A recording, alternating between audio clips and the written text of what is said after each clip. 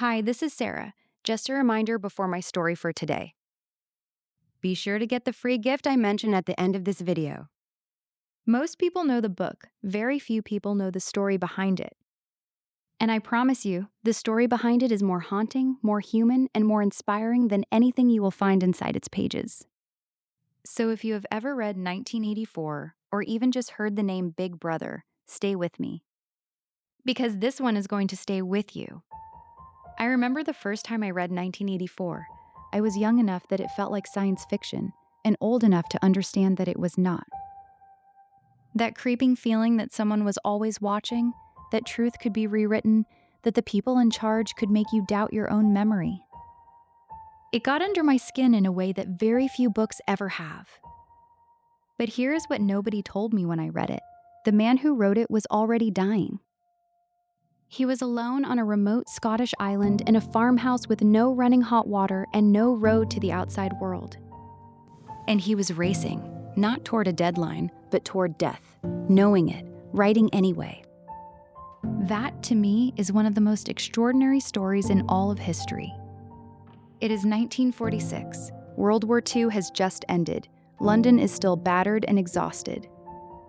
And a writer named Eric Blair, the world knows him as George Orwell, is already sick. Tuberculosis. His lungs are failing. He has recently lost his wife, Eileen, who died unexpectedly during a routine surgery. He has a young adopted son named Richard to raise on his own.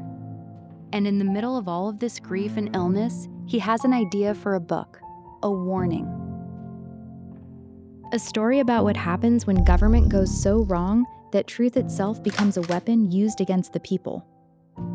He travels to an isolated farmhouse on the Isle of Jura in Scotland, a place called Barnhill. There is no real road to get there. The farmhouse is cold, damp, and falling apart. The nearest town requires a 7-mile journey on a rough track. His doctors tell him the fresh air might help his lungs. It does not help his lungs. Orwell wrote 1984 from his bed. Because he is too sick to sit upright for long, he types lying down, which he admits is awkward. He gets worse as the book gets better. His sister comes to help. His son is there. And through the fog of illness and grief and isolation, the words come. Big Brother, the thought police, doublethink. The idea that those in power could declare that 2 + 2 = 5 and expect you to believe it?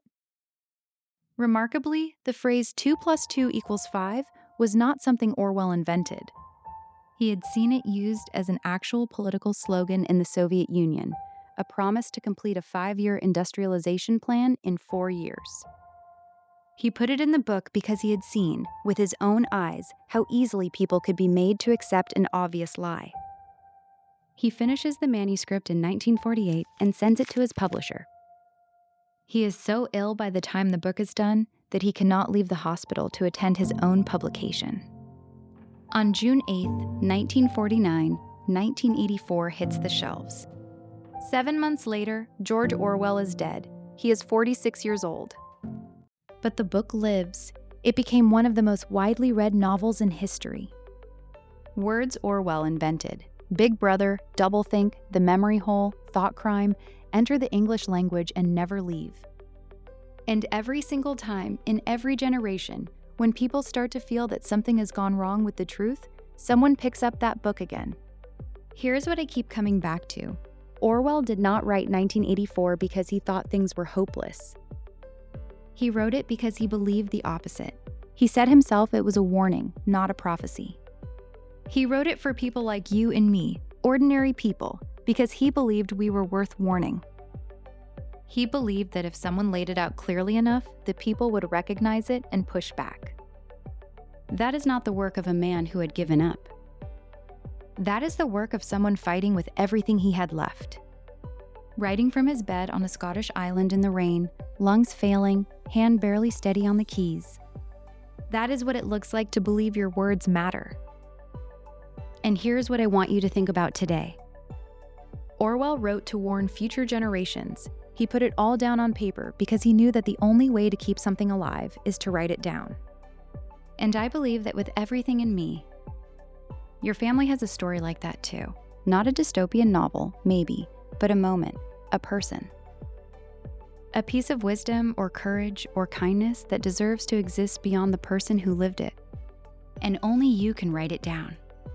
If you have ever thought about capturing your family's stories but did not know where to begin, the free Family Story Writing Guide linked right below this video is the place to start. It is simple and warm, and it works. Because your stories are worth preserving just as much as Orwell's were. Maybe more, because yours are real and they belong to people who love you. If this story moved you at all, share it with someone today. And subscribe to History Sparks so you never miss a story, because we are here every week finding the moments in history that remind us what it means to be human.